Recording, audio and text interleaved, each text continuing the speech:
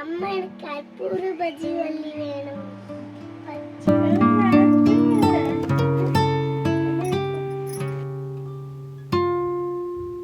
அம்மா நீங்க செஞ்சு கொடுங்க அம்மா.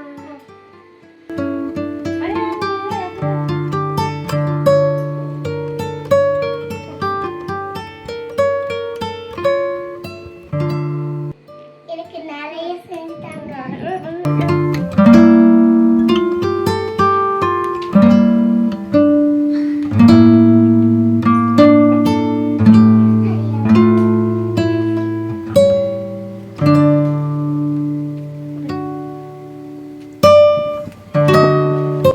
அம்மா கேட்டதுனால வந்து பாப்பாவுக்கு வந்து கற்பூரவள்ளி இலை, அதாவது நெஞ்சு சளிக்கு வந்து ரொம்ப சிறந்ததுன்னு சொல்கிறாங்கள, அதை வந்து சங்கீதா செஞ்சு கொடுக்க போகிறாங்க. அதுக்காக பாப்பா வந்தவுடனே கேட்டுட்டா, காலையிலேருந்து சொல்லிக்கிட்டே இருந்தா. அதனால் இப்போ அந்த பஜ்ஜி வந்து செஞ்சு கொடுக்கறதுக்கு அந்த இலையெல்லாம் பிச்சு ரெடி பண்ணிட்டுருக்கா. நீ ஹெல்ப் பண்ணுறியாம்மா? ஹெல்ப் பண்ணு.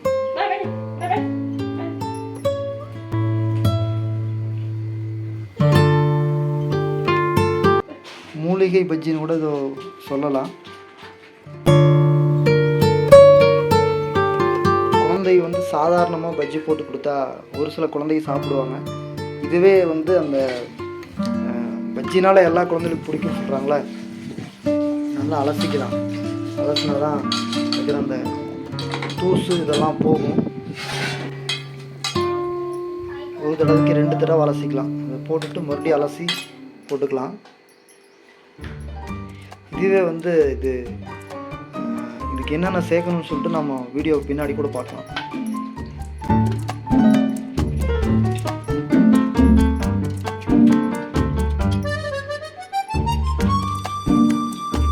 சங்கீதா இன்னொரு தடவை அலாசிரு. இன்னொரு தடவை அலாசி.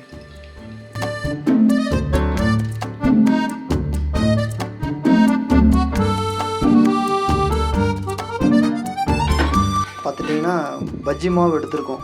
கொஞ்சம் ஓரளவுக்கு ஒரு டிஃபன் பாக்ஸில் எடுத்திருக்காங்க. இஞ்சி பூண்டு விழுது, 1/4 டீஸ்பூன் வந்து சமையல் சோடா, ஒரு 1/2 டீஸ்பூனுக்கு வந்து பெருங்காயத்தூள்.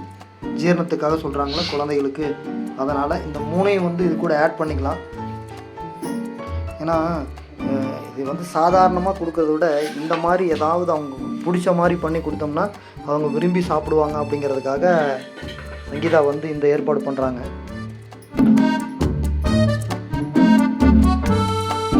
பெருசு தலையை போக இந்த மாதிரி சின்ன சின்ன குட்டி குட்டி தலையாக வச்சுருந்தாலும் அவனுக்கு ரொம்ப பிடிக்கும்.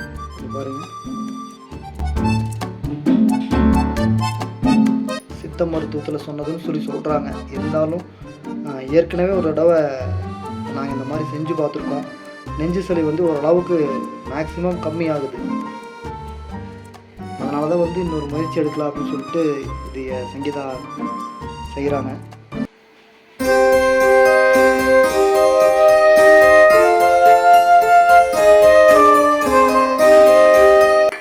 பஜ்ஜி போண்டா மாவு மிக்ஸு, கொஞ்சம் சமையல் சோடா, கொஞ்சம் பெருங்காயத்தூள், கொஞ்சம் இஞ்சி பூண்டு விழுது போட்டு மிக்ஸ் பண்ணிக்கலாம்.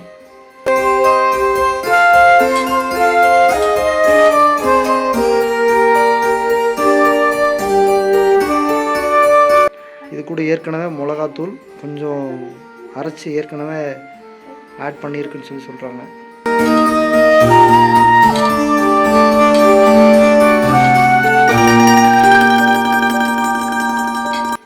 அளவாக தண்ணி ஊற்றி அப்படியே லேசாக பிசைஞ்சு மிக்ஸ் பண்ணிக்கலாம்.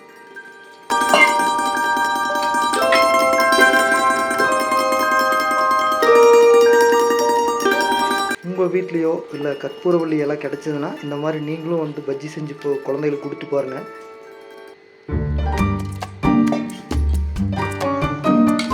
சாதாரணமாக இந்த மாதிரி வாழைக்காய் பஜ்ஜி, இந்த மாதிரி வந்து கொடுக்கும்போது வந்து இதையும் கண்டிப்பாக தாராளமாக கொடுக்கலாம். ஏன்னா பார்த்திங்கன்னா இந்த இலை வந்து கடிக்கும்போது வந்து ஒரு மாதிரி பன்னு மாதிரி அந்த மாதிரி தான் இருக்கும் கடிக்கிறதுக்கு. இதே வந்து அந்த குழந்தைகளுக்கு வந்து பஜ்ஜியாக பண்ணி கொடுக்கும்போது அது வேறு லெவலில் இருக்கும், வேறு டேஸ்ட்டாக இருக்கும். அதில் இருக்கிற மருத்துவ குணம் அவங்களுக்கு வந்து சளியாக இருந்தாலும் நெஞ்சு சளியாக இருந்தாலும் அதை வந்து குறைக்கிறதுக்கு வந்து பெருமளவு உதவுதுன்னு சொல்கிறாங்க. ஆயில் ஊற்றிட்டாங்க, நல்லா கொதிக்கட்டும், நல்லா எண்ணெய் காயணும். மாவு ரெடி, பஜ்ஜி மாவு, மூலிகை பஜ்ஜி மாவு அப்படிதான் சொல்லுங்க, ரெடியாக இருக்குது. Process ready.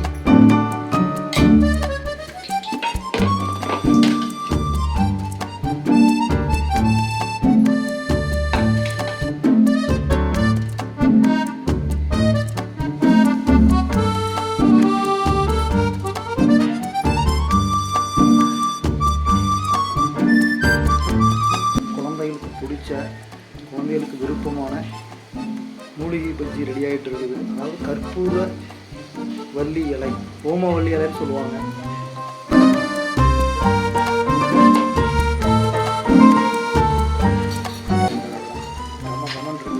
வாசம்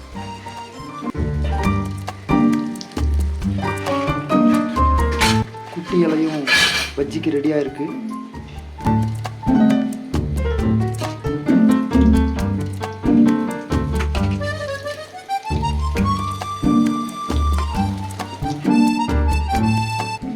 மாலை நேரத்தில் அழகான பஜ்ஜி, அருமையான bajji, tea, snacks ready.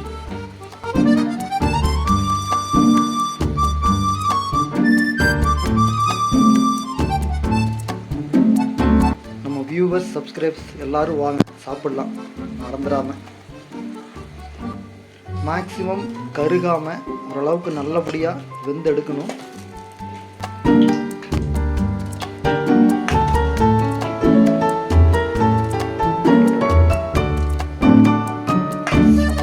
Ready ஆயிடுச்சு பஜ்ஜி. Wait wait wait.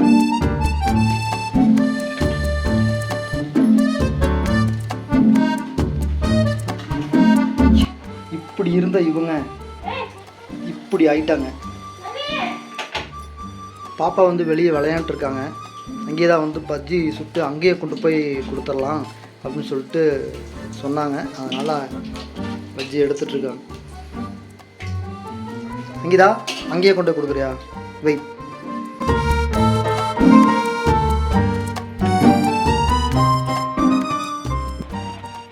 அண்ணா, அம்மா பஜ்ஜி கொண்டு வருவாங்க, சாப்பிடலாமா? அண்ணா, பஜ்ஜி வந்துருச்சு. பஜ்ஜி பரிமாறப்படுகிறது சுட சுட. சாப்பிட்டுட்டு எப்படி இருக்குன்னு சொல்லுங்க பசங்களா. திவ்யா, மெரினா குட்டி, எப்படி இருக்குன்னு சொல்லு பார்க்கலாம் சாப்பிட்டு. ரஜித், உங்கள் கருத்து என்ன? நல்லா இருக்காப்பா? நல்லா இருக்கா உனக்கு? நல்லா இருக்கு. நல்லா இருக்கு. நீ கேட்டேல்ல, அதான் மூலிகை பஜ்ஜி, கற்பூரவல்லி இலை பஜ்ஜி. ஓகேவா? சூப்பராக இருக்கா? பஜ்ஜி நல்லா இருக்கு. மறக்காம நம்ம சேனலை சப்ஸ்கிரைப் பண்ணிருங்க. அடுத்த வீடியோல சந்திப்போம். Bye.